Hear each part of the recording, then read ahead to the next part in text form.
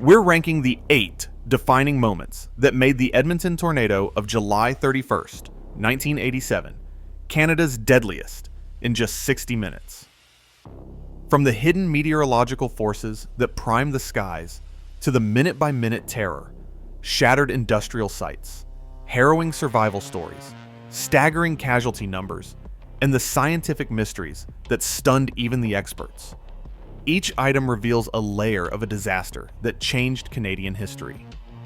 Which moment tipped an ordinary summer day into a national tragedy? Let's begin with number 1, the week-long atmospheric buildup no one saw coming. Number 1, the week before Black Friday set the stage for disaster in ways few recognized at the time. Between July 25th and July 31st, 1987, the Edmonton area was caught beneath a persistent high-pressure ridge over the central United States. This system funneled unusually warm, humid air northward, leaving the region sweltering under heavy, moisture-laden skies. Over 300 millimeters of rain fell in just days, saturating the ground and swelling 4 major rivers by as much as 8 meters.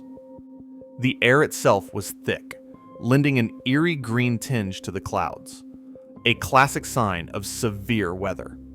Meteorologists tracked 14 tornadoes across Alberta during this stretch, an outbreak that signaled extreme atmospheric instability. Yet, despite these warnings, Edmonton lacked modern Doppler radar. Forecasters depended on visual sightings and citizen phone calls to track storms, leaving critical blind spots in coverage. On the morning of July 31st, Environment Canada issued advisories using words like vicious and extremely strong and violent, language rarely heard in Canadian forecasts. Still, there was no way to pinpoint where or when the worst might strike. The combination of record rainfall, saturated soils, and a volatile air mass created a powder keg. By the end of the week, every ingredient for a catastrophic tornado was in place, waiting only for a trigger. In second place, the tornado's 1-hour march across Edmonton stands as one of the most precisely documented and urgent timelines in Canadian disaster history. At 2:55 p.m. Mountain Daylight Time, official records confirm the first ground contact of the funnel just south of the city, near the Leduc County line. This moment marked the beginning of a relentless advance, one that would leave a 37-kilometer scar across the cityscape in just over 60 minutes. Within minutes of touchdown, 911 dispatchers and the Alberta Weather Center were inundated with calls describing a dark, twisting cloud tearing through open fields and rural properties. The first official tornado warning did not come until 3:04 p.m., a full 9 minutes after the initial touchdown and 16 minutes after the earliest funnel sightings. That warning, broadcast across radio, weather radio, and public sirens, arrived as the tornado was already accelerating toward Edmonton's densely populated southern suburbs. By 3:18 p.m., the tornado had reached the edge of Mill Woods, a sprawling residential district. Triage logs and spotter reports indicate a sharp uptick in emergency calls as homes began to splinter and vehicles were tossed across roads. The tornado's path then veered northeast, crossing the Sherwood Park Freeway at 3:30 p.m., right in the midst of afternoon traffic. Multiple eyewitness accounts and emergency communications detail cars being flipped and scattered, with first responders struggling to reach the scene through blocked lanes and downed power lines. At 3:34 p.m., the tornado barreled into Refinery Row, Edmonton's industrial heart. Here, the storm's intensity peaked, with wind speeds estimated well above 300 kilometers per hour. Oil tanks were lifted from their moorings, steel warehouses collapsed, and the threat of a catastrophic chemical incident hovered over the city. Safety managers initiated emergency shutdowns, a decision credited with averting even greater tragedy. The tornado pressed on, reaching Clairview by 3:42 p.m. In this northern neighborhood, the destruction of homes and commercial buildings sent a new wave of injured residents to area hospitals. Just minutes later, at 3:50 p.m., the tornado struck Evergreen Mobile Home Park. This was the deadliest segment of its journey, 15 lives lost in a matter of seconds as hundreds of mobile homes were obliterated. Throughout its path, the tornado exhibited a remarkable array of funnel shapes, shifting from rope to cone to a massive columnar vortex over the industrial zone. Witnesses described the sky as nearly black, with rain and hail obscuring the funnel at times, making the storm all but invisible until it was directly overhead. By approximately 4 p.m., the tornado finally dissipated on the city's northeastern fringe. Debris was later found scattered miles from the track, a testament to the storm's power. The entire episode, from first ground contact to dissipation, unfolded in just over an hour. The 16-minute gap between the first sighting and the official warning remains a point of debate among meteorologists and emergency planners.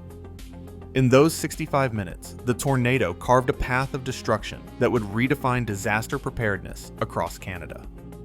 Third on our list, the tornado's impact on Refinery Row stands as a case study in industrial vulnerability and near catastrophe. At the height of the storm, winds exceeding 300 kilometers per hour tore into Edmonton's industrial corridor, where massive oil refineries, chemical plants, and steel warehouses lined the landscape. The tornado's path threaded between Imperial Oil and Petro-Canada's sprawling facilities, passing within meters of tank farms holding thousands of liters of flammable material.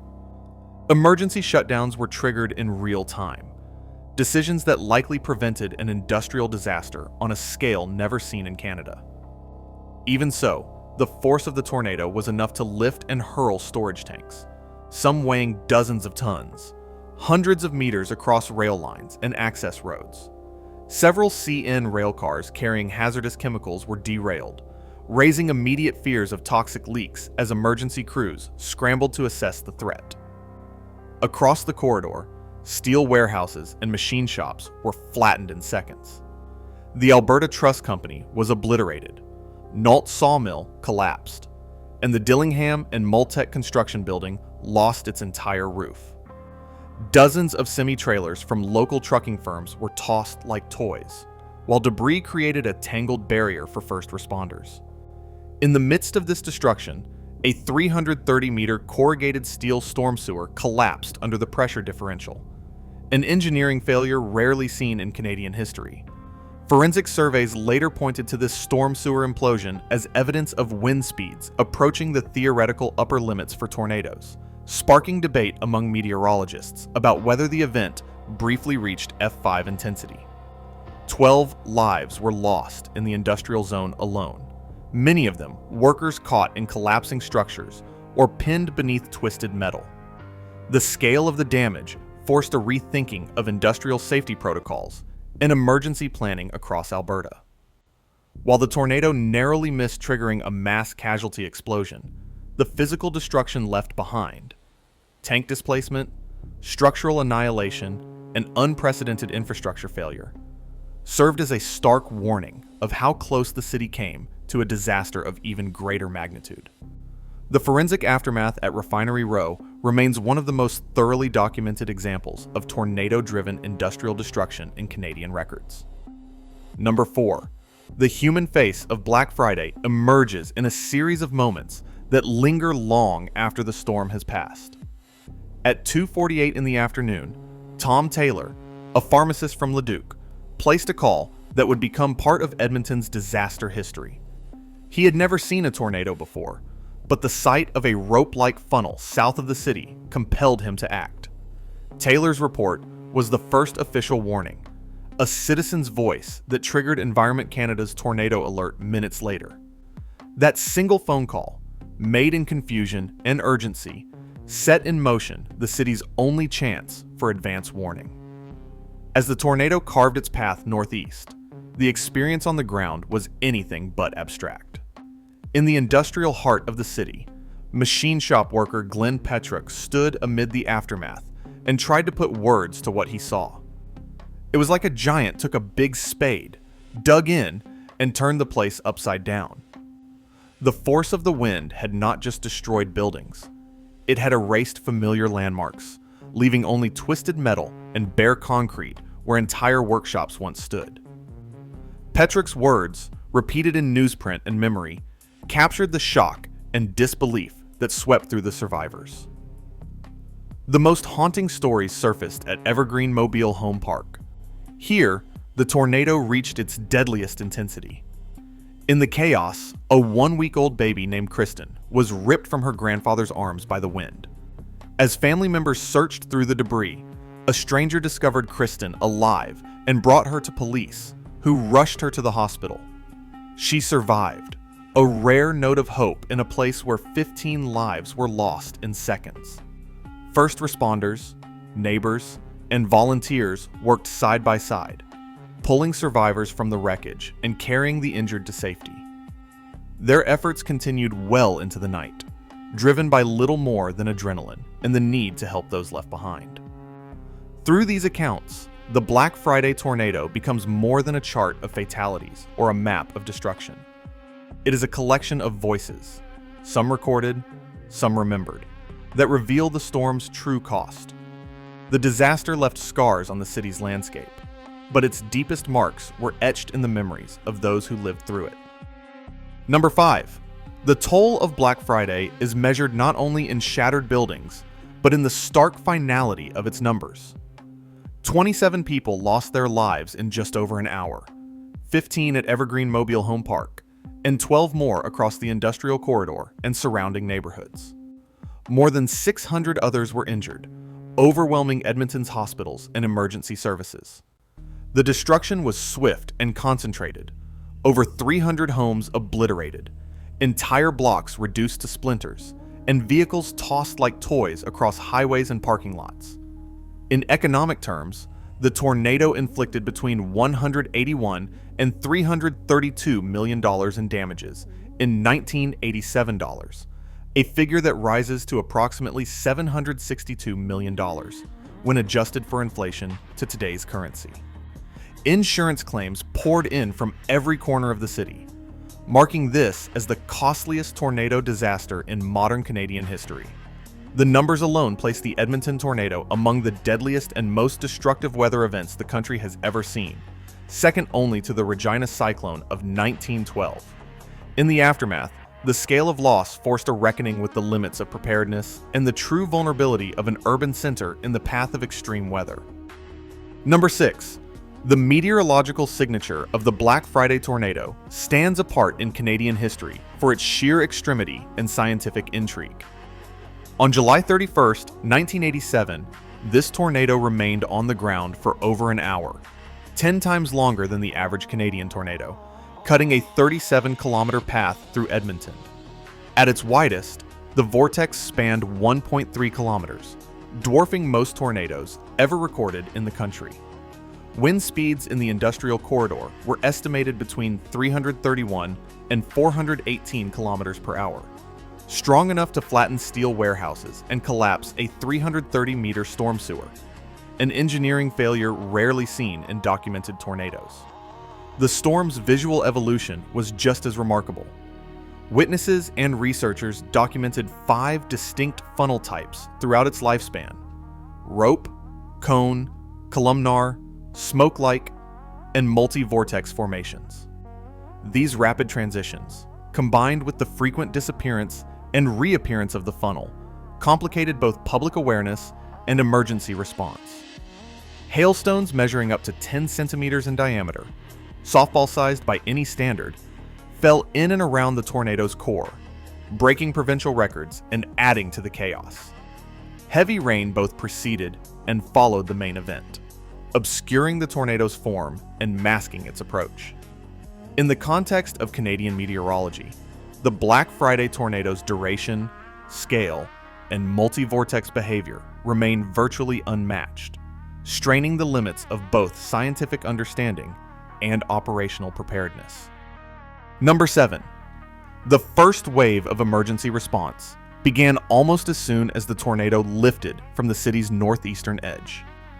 Police, fire, and ambulance services converged on the disaster zone within minutes, navigating gridlocked roads and tangled debris. Traffic jams on the Sherwood Park Freeway stalled ambulances, forcing paramedics to abandon vehicles and continue on foot.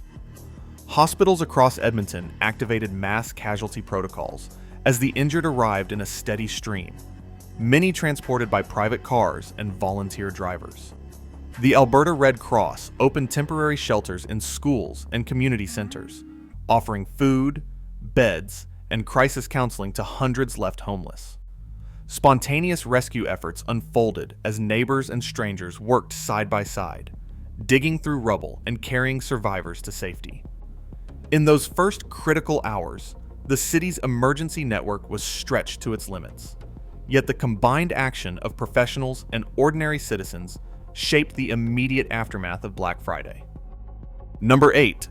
The legacy of the Black Friday tornado endures in the systems and safeguards that now define disaster preparedness across Alberta and Canada. In the immediate aftermath, the gaps in warning and response were impossible to ignore. The absence of Doppler radar in Edmonton had left meteorologists working with little more than visual sightings and phone calls. That changed in 1991 when Doppler weather radar was finally installed in the region, a direct response to the tornado's devastation. This technology allowed forecasters to track wind shear, rotation, and severe weather signatures in real time, shrinking the warning gap that had proved fatal in 1987. Policy followed technology. The Alberta Emergency Management Agency was established in 1988, tasked with coordinating disaster response and public education. By 1992, the province launched the Emergency Public Warning System, or EPWS, which pushed alerts to radio, television, and later digital platforms. These reforms marked a turning point. No longer would severe weather warnings rely solely on chance sightings or delayed communications. The legacy is also written in stone and memory. Memorials across Edmonton honor the 27 lives lost, and annual commemorations serve as reminders of the storm's human cost. Survivors and their families have spoken openly about the lasting psychological scars, heightened anxiety at thunder, persistent trauma, and the sense that safety can vanish in an instant. The Black Friday tornado became more than a weather event. It was a catalyst for change, driving advances in science, policy, and public awareness that continue to shape Canadian emergency preparedness today. From the week-long atmospheric buildup to the lasting legacy of policy and technological change, our journey through the 8 defining chapters of Edmonton's Black Friday tornado reveals just how rapidly disaster can strike, and how profoundly it can reshape a city. The most shocking entry remains the sheer toll: 27 lives lost, and over $762 million in damages in just 60 minutes, with entire neighborhoods and industrial sites nearly erased. Across all entries, a pattern emerges. Warnings lagged behind the storm's speed. Critical infrastructure was vulnerable. And yet, human resilience and first responder heroism stood out at every turn. What made this event qualify as Canada's deadliest was not just its scale, but its rarity. Borderline F5 intensity, multi-vortex structure, and a legacy that transformed emergency preparedness nationwide. The Black Friday tornado stands as a stark reminder. Even in places considered safe, nature can rewrite the rules in an hour. Its impact endures in the lives changed, the systems improved, and the warnings heeded ever since.